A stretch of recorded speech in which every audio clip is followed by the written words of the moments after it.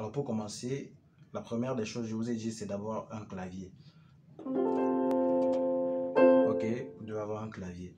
Lorsque vous avez un clavier, comment est-ce qu'on compte les tons et les demi-tons? Si je me base par exemple sur cette note-là, je prends une note au hasard, je prends cette note.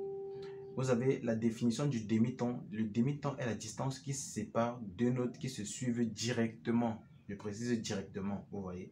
Donc si je prends cette note-là, par exemple, en balayant de la gauche vers la droite, j'ai cette note. Après ça, j'ai la note qui la suit directement ici. Donc j'ai le sol dièse directement. Vous voyez, ou la bémol.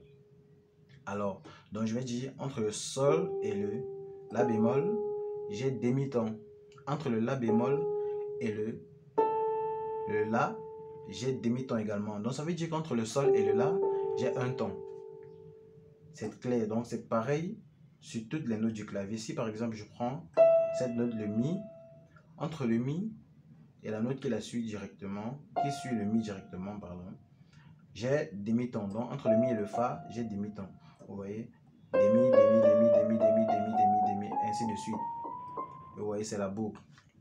Alors, c'est la première des choses à savoir. La deuxième des choses à savoir, donc, c'est où se situent toutes mes notes. Vous voyez, généralement, vous connaissez la mélodie do, ré, mi, fa, sol, la, si, do. Ok, comment est-ce qu'on retrouve le do sur notre clavier? Je vous ai dit dans une précédente vidéo, lorsque vous voulez retrouver le do sur votre clavier, vous focalisez sur les noirs. Surtout lorsque vous êtes débutant. Alors, vous allez voir un groupe de 2 et un groupe de 3 noirs. C'est comme ça sur tous les claviers. Le do donc, est la note qui précède le groupe de 2 noirs. Ou alors la note qui précède la première touche du groupe de 2 noirs. J'ai 2 noirs ici, j'ai 2 noirs là. Vous voyez? Ça veut dire quoi? Ça veut dire que le do, il vient juste là, avant la première touche là. Donc j'ai un do là, j'ai un do là, j'ai un do là, j'ai un do là, j'ai un do ici, j'ai un do également là. Après donc cette phase, vous devez être capable de trouver la mélodie de la gamme diatonique. Je vous ai donc donné un cours précédemment où je vous disais comment est-ce qu'on retrouve la mélodie de cette gamme diatonique. Je vais donc vous donner le lien juste là en haut et vous allez donc regarder comment est-ce qu'on retrouve. Mais je vais vous faire un petit rappel. Pour retrouver la mélodie de la gamme diatonique, c'est très simple. Il y a une formule. Si je me place dans la gamme de do, la gamme diatonique majeure de do, j'ai do, ré, mi, fa, sol, la, si, do. Ok. C'est pareil ici. Mais si je me place dans la gamme de ré, je dois être capable de retrouver cette même mélodie.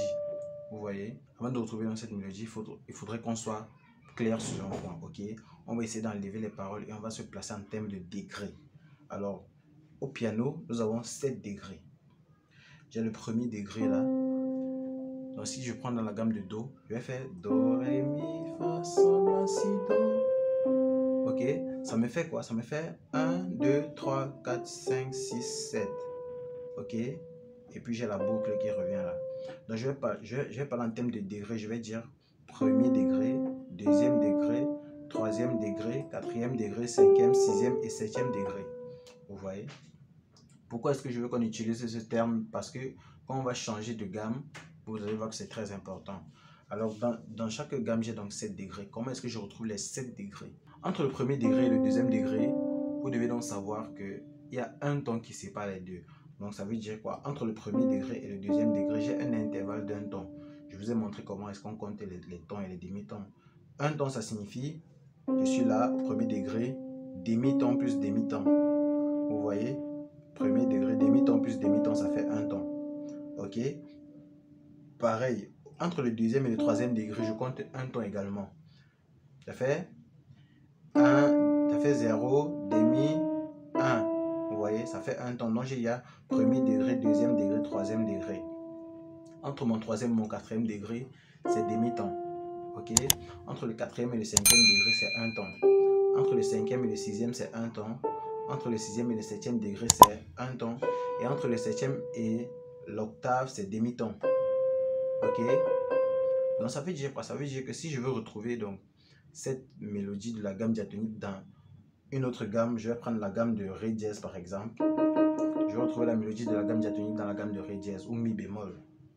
Je compte.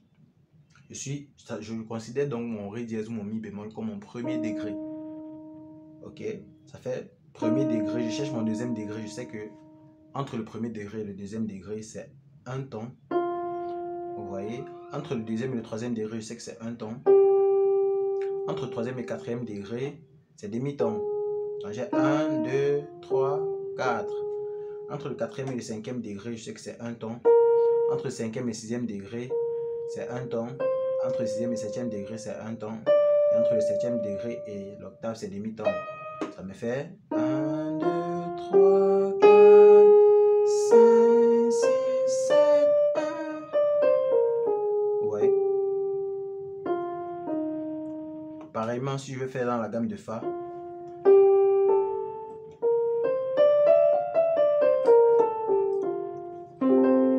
Ouais, essayez donc de travailler déjà. Essayez de retrouver toutes les mélodies de gamme diatonique de tout. Parce que vous avez combien? 1, 2, 3, 4, 5, 6, 7, 8, 9, 10, 11, 12. Vous avez donc 12 notes. Essayez de retrouver les mélodies de la gamme diatonique dans toutes ces 12 notes. Vous voyez un peu. Donc je prends la mélodie, je cherche la mélodie de la gamme diatonique de Do, la mélodie de la gamme diatonique de Do dièse, de Ré, etc. jusqu'à Si. Vous voyez. Pourquoi est-ce que je vous demande ça? Parce que c'est très important. Quand on connaît déjà la mélodie de la gamme diatonique, on peut maintenant essayer de voir quels sont les accords que nous pouvons jouer. Ça, c'est donc le prochain sujet que nous allons aborder. Donc, comment est-ce que nous pouvons donc retrouver à partir de cette mélodie les accords majeurs et les accords mineurs. Et puis, comment est-ce que nous pouvons utiliser ces accords majeurs et ces accords mineurs pour harmoniser nos musiques. Alors, c'est donc le prochain sujet. Si la vidéo vous a intéressé, n'hésitez pas à lâcher un gros pouce. Et puis, faites-moi un petit commentaire en bas et indiquez-moi toutes vos questions. J'essaierai de répondre au maximum de personnes qui ont commenté. Et moi, je vous donne rendez-vous très bientôt pour la prochaine vidéo. Ciao!